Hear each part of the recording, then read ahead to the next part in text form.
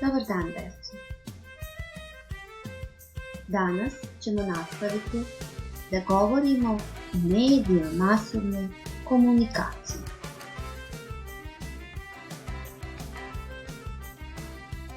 Da ponovim, u medije masovne komunikacije spadaju knjiga, fotografija, radio, film, televizija i igre.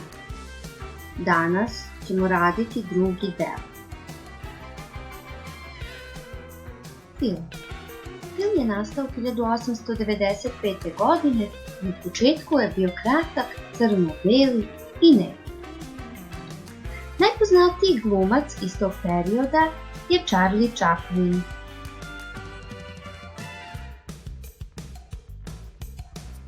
Za današnje filmove potrebna je čitava ekipa, reditelji, scenaristi, glumci, producenti, maskeri, tonci, snimatelji i mnogi drugi.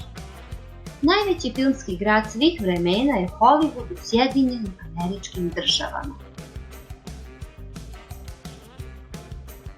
Televizija. Televizija se smatra najvećim izumom 20. veka. Pojavio se 1926. godine, u početku je bio crno-beli.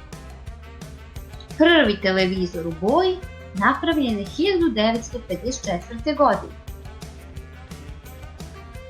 Televizija ima svoj televizijski program.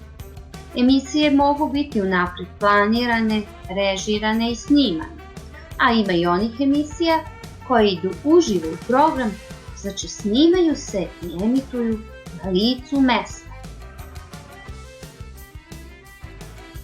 Internet.